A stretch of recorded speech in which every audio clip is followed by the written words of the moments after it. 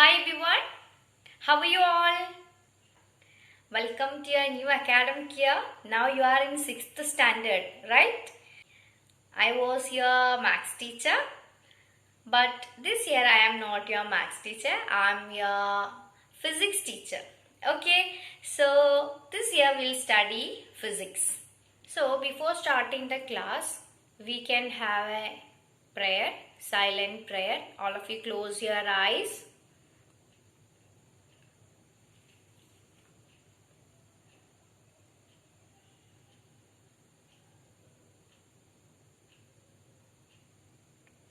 Okay, so what is physics actually? Can you say? I think physics, chemistry, biology, these subjects are new for you. So let me say what is physics first. Okay, physics is the branch of science that deals with matter, energy, and their interactions. Or we can say physics is a branch of science that deals with structure of matter and how the fundamental constituents of universe interact. Clear children? Or we can define physics as it is a branch of science which deals with physical processes and phenomena in that system. Clear? First chapter, matter. Before starting the class, let me say you, when you are attending the class, you have to write lecture note. So that lecture note should be submitted in the Google Classroom. I'll be giving the slot in that. So whatever I am taking, that you can note down as small points. Okay. So we are going to the class now. We are living in a world, right? So when you look around us, you can see sun, moon, stars, trees, rivers, etc. Right? So everything in the universe is made of something. Sun, moon, rock, rivers, etc. are found in nature. Right? It is not made by man. But we have man-made things as also. What we can say as example, we can say it as chair, then car, then dams. Like that, we have lot of examples which is man-made. Okay, so everything around us is matter, whether it is living things or non-living things. So, one example I can say, when you drink water, that is also made up of matter. When you breathe, so the air also made up of matter. So, these all are made up of matter. Whether the thing is living thing or it is non-living things. So, it has a weight and a space to occupy.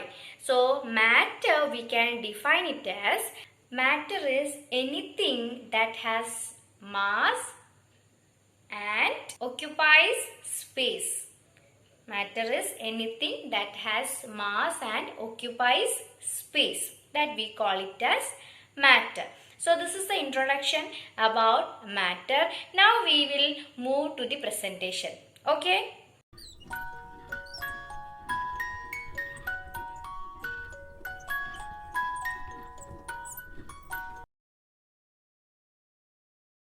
Objects around us are made up of different materials. An example, consider a building. Buildings are made up of different materials like brick, sand, cement, etc. Right? So, what do you think are these materials made up of? These materials are made up of matter. What is a matter? Matter is anything that has mass and occupies space. It exists in different shapes, sizes, colors, and forms. Let us check what matter is made up of. For that, take a chalk piece and divide that. When you divide that, you will get a small chalk piece. Again, you can divide that. When you divide that further and further, you will get chalk powder. So, we can say matter is made up of molecules. Molecules is the tiniest particle which has its own nature, such as smell, taste, and color. If you further divided the molecules, you will get the smallest indivisible particle of molecule, that we call it as an atom. Since it is very small, we cannot see an atom with naked eyes. Atoms usually join together in small groups called molecules.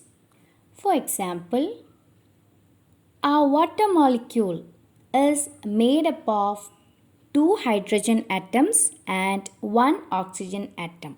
That's why we are representing water as H2O. So we can say all matter can classify as one of the three groups as elements, compounds, mixture. Elements is matter that is made up of only one ingredient.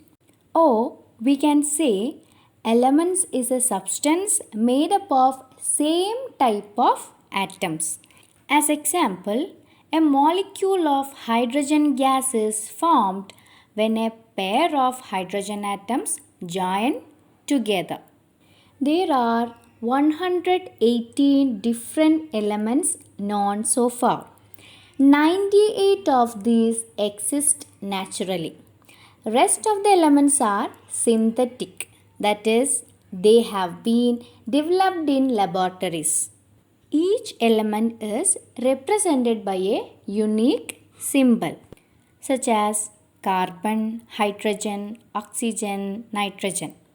These all are non-metallic elements, while copper, silver, gold, iron are metallic elements.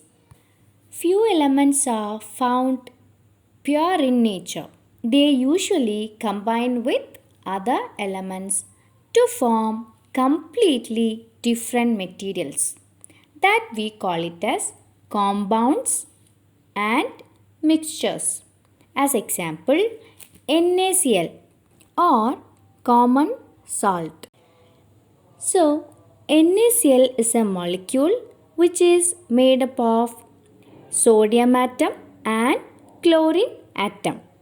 So, we can say compound is a substance made of different types of elements, whereas element is a substance made of same type of atoms. So, we can say water and common salt are the examples of compounds. Okay, here different materials are made up of different elements and have different arrangements of atoms. That's why different materials have different properties. We have studied different states of matter, which was that solid, liquid, and gas. As example, we can take water. So, water we drink is the liquid state of water. So, when we boil water, it starts changing water vapors or steam. So, steam is the gaseous state of water. If we freeze the water, what will happen? We get ice. So, ice is the solid state of water. Most substances exist in these three states, like solid, liquid, and gas. Let us learn some more about these states of matter. Solid state. When you were in offline classes, You were sitting in a bench. 3 or 4 students are sitting in a bench. So there is no space between you and your friend. You were tightly packed, and the bond between you and your friend is very strong. You can hold them together. Same as you, in the solid states, molecules are tightly packed. There is very little space between the molecules.